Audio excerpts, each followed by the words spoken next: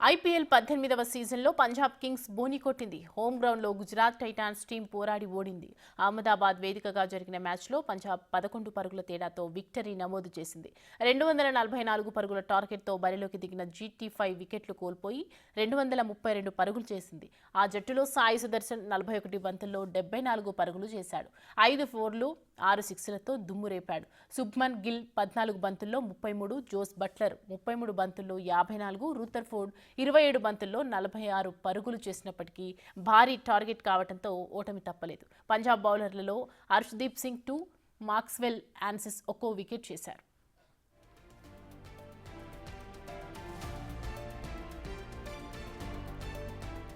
అంతకుముందు టాస్ ఓడి బ్యాటింగ్కు దిగిన పంజాబ్ 5 వికెట్లకు 243 పరుగులు చేసింది. శ్రేయస్ అయ్యార్ 42 బంతుల్లో 97 పరుగులు చేశాడు.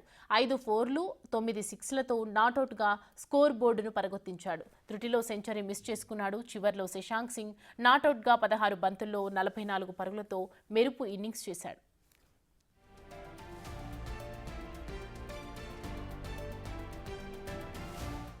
మ్యాచ్ ప్రారంభంలో ఓపెనర్ ప్రియాంష్ ఆర్య 23 బంతుల్లో 47 పరుగులతో బ్యాట్ ఝుళిపించాడు.